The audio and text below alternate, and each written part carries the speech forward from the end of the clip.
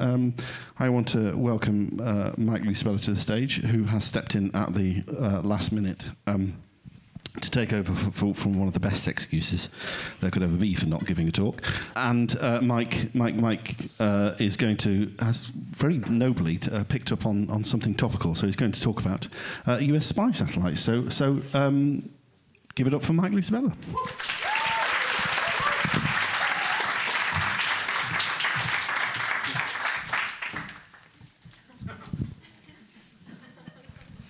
Hi, my name's Mike Lucibella. I'm a big nerd, in particular space nerd. I'm filling in for my wife. She was going to give a talk about humanitarian logistics, but due to current events, she was busy delivering humanitarian logistics. So I'm going to talk about spy satellites. But while I do that, I am going to pass around, or get this going. This is a quarter sheet with some websites to donate for Turkey and Syria aid relief. Please take it and donate money. Please donate money. It's way more effective to donate money than it is to donate things, so please just send some money to help out folks. And I'll put some stuff up at the end. But I'm here to also talk about spy satellites. And between that last talk and talking about spy satellites, if tonight doesn't make you paranoid, I don't really know what's going to. So full disclosure, everything in this presentation is public knowledge. It may not be widely known, but there's nothing that I have any particular secret access to, because if there were, there'd be some grim-looking people coming in ugly suits, dragging me off the stage. So everything here is fully available to be found on the internet somewhere. But yeah, so aerial surveillance has kind of been in the news a little bit as of late. A giant Chinese spy balloon the size of a 20-story building kind of has that effect. And it's, it really kind of captures the imagination. Here, I got some video of it getting shot down with some advanced audio. Let's see if I can get this to work. Pew, pew, pew. Oh.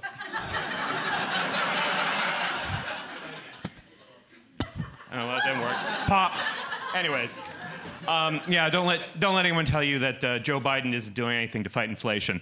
But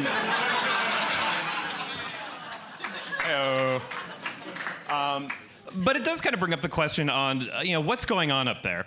What else is up there looking down at us? Well, kind of a lot. To kind of get a scale of really the secret, all the secret kind of stuff that's going on up there, I'm going to take a close look at the US spy satellite program, essentially. There's the most information available on it, although that's kind of relative for an extremely classified project. Image reconnaissance is a little bit different than what the Chinese balloon was probably doing.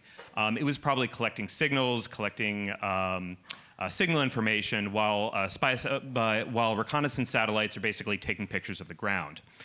But it does kind of give you an idea of how space and near space has been central to international spy efforts, basically since the beginning of the space program.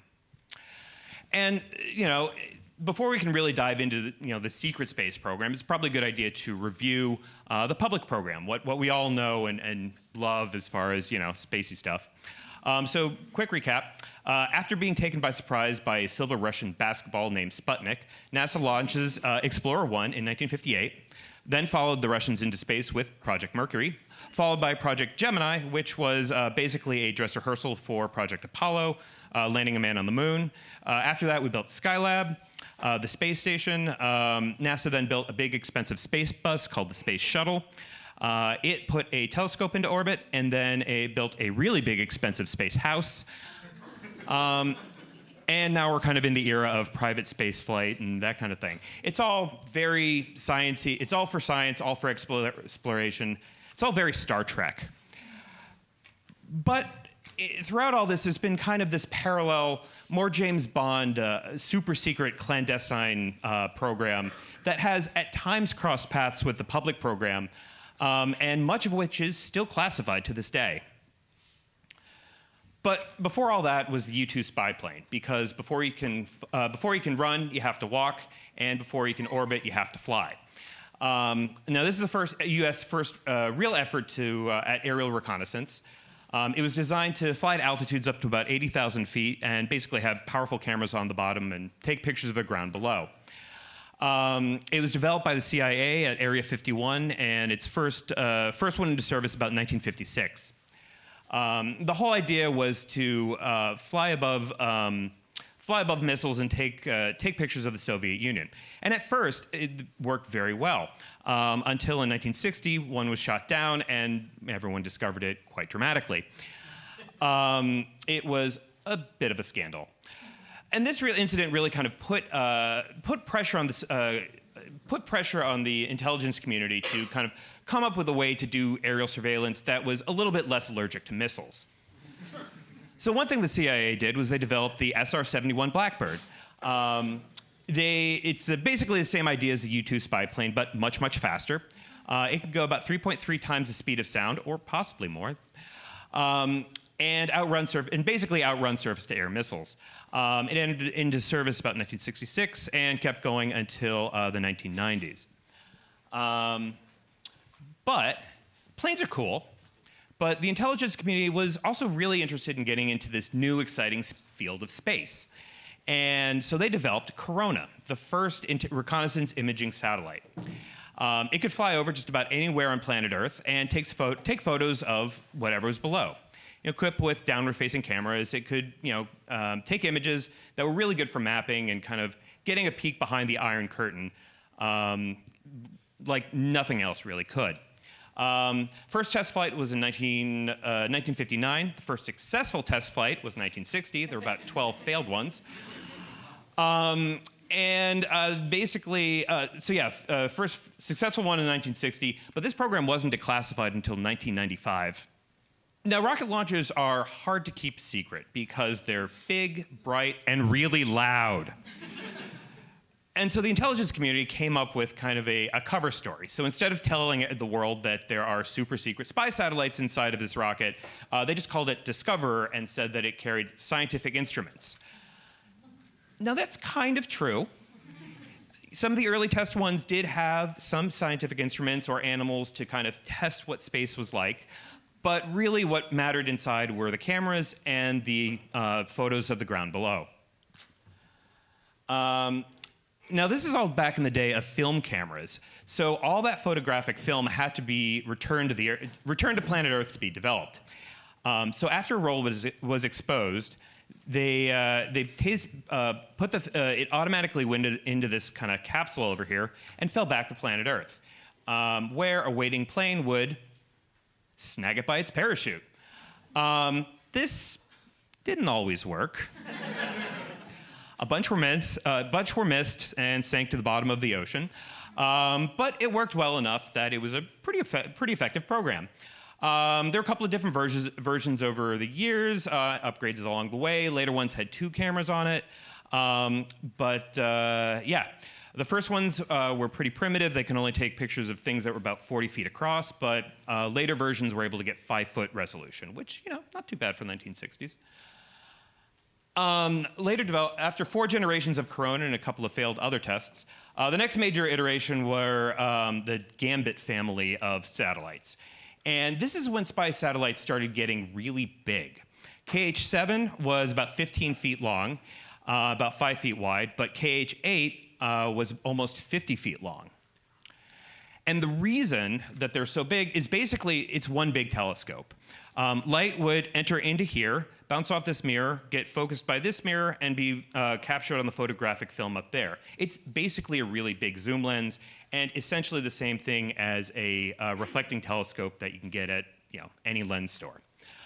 And also much, much more expensive. And because of this, they could take really detailed pictures. The KH-7 had a ground resolution, also about 2 feet, but the KH-8, the really big one, it supposedly had a resolution up to about 4 inches. The KH-7 was operational from about 63 to 67. The KH-8 operated all the way until 1984.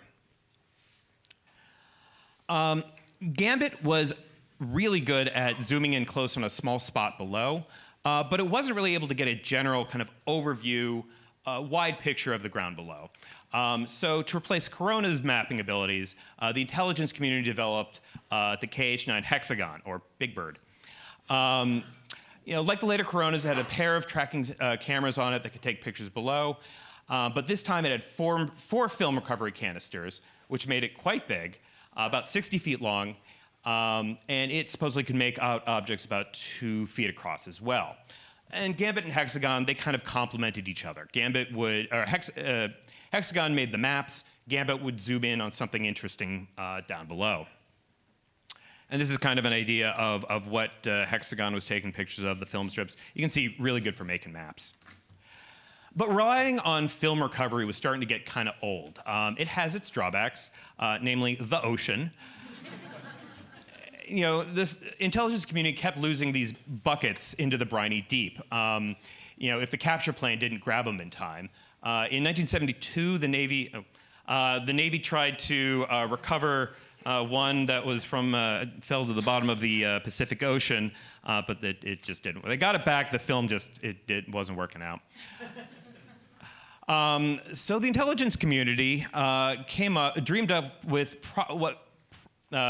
possibly their wildest idea yet, the Manned Orbiting Laboratory, or MOLE. The idea was to have a spy space station. Crewed by 2 astronauts living up there for weeks at a time, they could point an even bigger telescope, basically, down and avoid the tops of clouds, which is a really big problem when you're trying to see the ground below. After a few weeks up there, they'd load all the film in, they'd enter into the modified Gemini capsule at the end with the film and come back down to Earth. Now, a project like this is too big to hide, so the cover story was, it's a science lab in space. Now, this never actually flew, but they got pretty far in its development before it was canceled, before it was deemed too expensive and unnecessary. They launched a dummy version in space, that's this guy right here, but the project was canceled in 1969 before any actual missions. They built mock-ups, they built test facilities, they got custom, it's a little hard to see, but they got custom spacesuits even, and even started building some of the station itself. After its cancellation, they recycled the mirrors that were going to be used on the stations. They donated them to astronomers who built the multi-mirror telescope in Arizona. Very nice of them. And some of the astronauts were recycled as well. After MOLE's cancellation, the 7 youngest astronauts that were part of the program became NASA astronauts. Too late to fly to the moon. These were astronauts with top secret security clearance and would go on to fly a number of different shuttle missions. Now, this is when, in the early 1970s, things start to get kind of hazy. Up to this point, the intelligence community has declassified a fair amount of information about, historical information about these really old spy satellites. But everything after 1973 is still super classified. There's a lot of divining of tea leaves, reading between the lines, looking for leaks, to kind of search out for any more information on more modern programs. But, it's a lot of guesses. But this is what we think we do know. The reason that MOLE got canceled was because digital imaging, the key technology behind the next generation, KH-11 Canon, was starting to develop, and mature to a point where a digital CCD chip could, take a picture as clear as a piece of film, but then broadcast it electronically down to planet Earth. So you didn't have to bother with any of those buckets, and you can get an almost instantaneous image back. Now, we don't really know what the KH-11 looks like. No images of it have ever been officially released, but we do know that they're up there and that they're really big. The first one was launched in 1976, and they're still being used to this day, as far as we know. And it's around Canon that the public space program, space program starts overlapping with the secret program in some kind of surprising ways. When the space shuttle was being pitched by NASA in the early 1970s, NASA sold it as a system that could launch dozens of times a year and be the one-stop shop for all of the United States' satellite launches. including the secret ones. Basically, the intelligence community went to NASA and said, okay, we need the space shuttle to have a payload bay that is this big and can carry something this heavy, but we can't tell you what and we can't tell you why. And they didn't specify specifically, but it's almost certain that it was to put the KH-11 spy satellites and whatever else they were doing up into orbit. And basically, and that drove the shuttle design. That's why it's as big as it is. And that means that there would be public space shuttle missions for science and exploration, but also secret classified ones. Since the 1960s, the Air Force has operated its own rocket launch facility in California. It's called Vandenberg Air Force Base.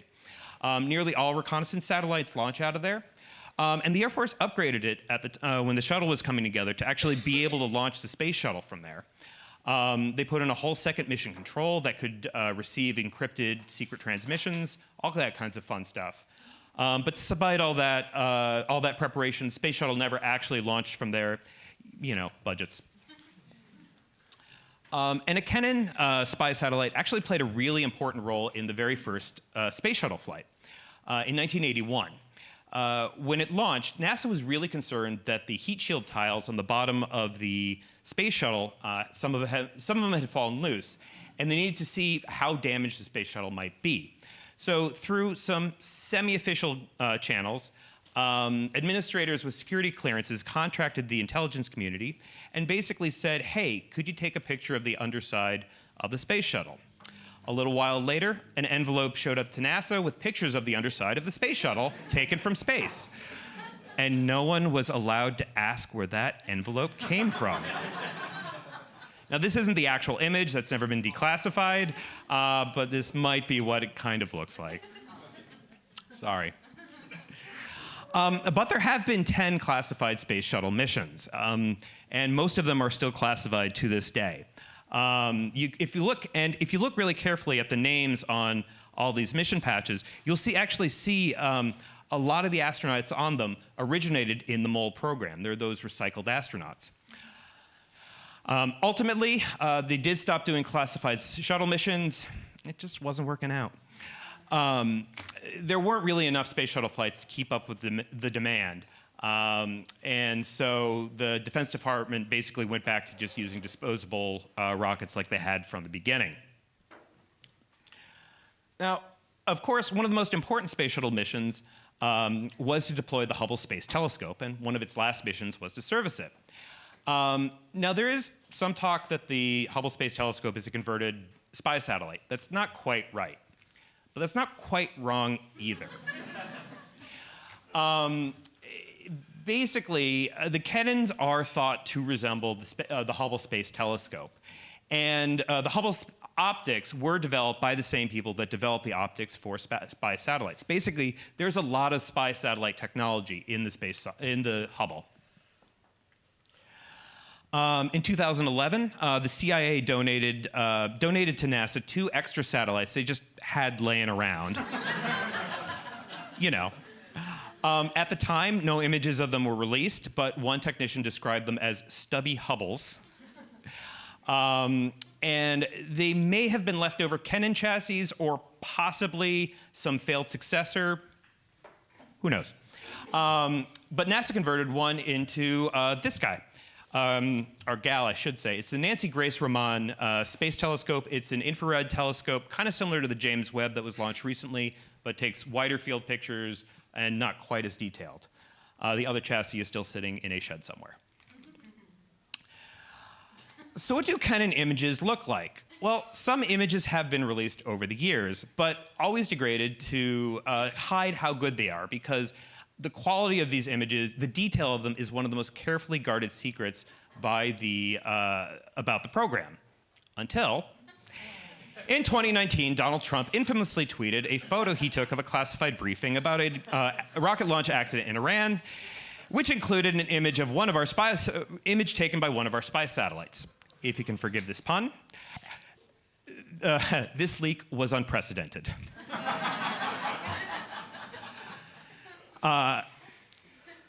Years later, after a Freedom of Information Act request, the intelligence community officially released the image to the public, but if you look carefully, you can see it's still been degraded, and the image quality of the tweet is actually better.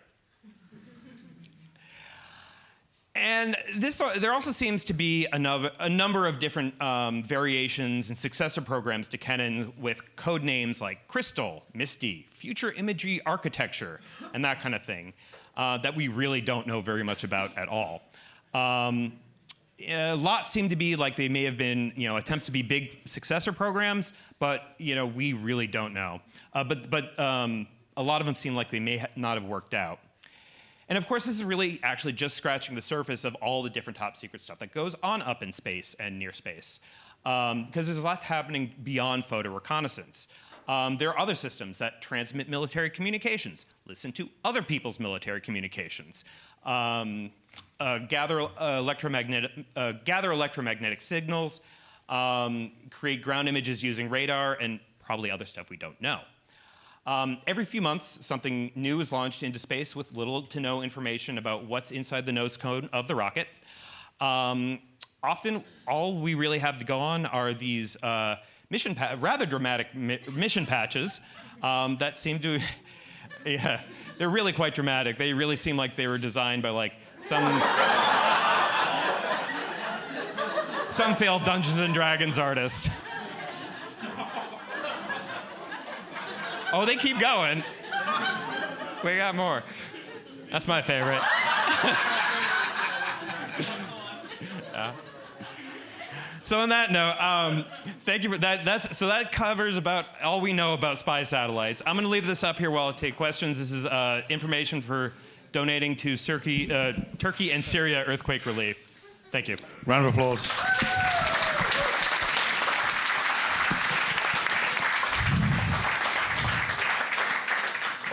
Superb stuff. Plenty of questions. The person in the back. Sorry if I don't phrase my question right. I'm not sure if you'll understand it. When you're taking a photo from a satellite that's an analog camera, how are you directing the camera to take a photo of what you want? That's a good question. The question is, how do you direct the camera to take a picture of what you want? Basically, there are... that's a technical question. I'm not 100% sure about. Possibly. He could tell you, but he'd have to kill you. There are systems that we're able to align it in very primitive kind of like alignment cameras also on the satellite to kind of like get a general area of where they want to point it. But beyond that, I don't have a better answer for you. So, good question. Don't know. In the black. So can they actually stream live? No. Can they stream live is the question. Well, officially, we don't know. Probably they can get very close to live views. There's a story of when, who was it? It was, no, whoa, way early on that. Jimmy Carter. Apparently, President Jimmy Carter, after his inauguration, he first got to the, and he sat down in the Oval Office just a couple hours after his inauguration. One of the members of the security, CIA, basically gave him a photo of him at the inauguration, kind of taken from space, just a couple hours before. So it is very quick. Maybe not live stream, but wouldn't be surprised.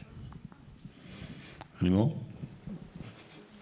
Is there one intelligence department responsible for this, or do like CIA, NRO, NSA each have their own space programs? So the question is there one department for all this, or are there multiple ones? Yes and yes. In the very early days, a whole bunch of different organizations in the government had kind of their fingers in the pie. The Air Force, the ARPA, CIA, NSA, couple of other ones I'm probably forgetting. It didn't. Having all of those different programs wasn't working, so they created the NRO, the National Reconnaissance Office, to kind of coordinate everything. So for a very, very long time, the NRO was the coordinating office for just about all space surveillance. Most recently, Space Force is kind of taking over that. So now it's even more all under one roof. But yeah, essentially it's been kind of conglomerated together. At the front. You mentioned like clouds. How important is the weather? Is it easier to spot in like Spain and Scotland? Or? The question is, clouds. How important is the weather? Is it easier to spy on Spain than Scotland? Yes, very much so. Or at least for visual photo reconnaissance, and that's why they have all of these other systems. So I mentioned radar, which is another kind of system, and they can take very detailed radar pictures that go right through clouds. And so, there are, constant, development programs to come up with new ways to see through things that would, block things like clouds. Bet they're doing some really weird shit in Carnoustie right now. In the white. Does America do the balloon stuff? Does America do the balloon stuff? That's a good question. So America does have a very big public unclassified science balloon program, and I can tell you all kinds of stuff about that. They do some really neat stuff there.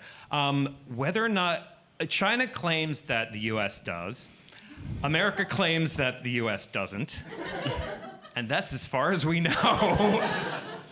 What do you guess? What do I guess? Honestly, I would guess probably not, because it seems, well, you've seen how big the balloon issue has become as of late, so it seems like not a great idea to do that. But at the same time, who knows?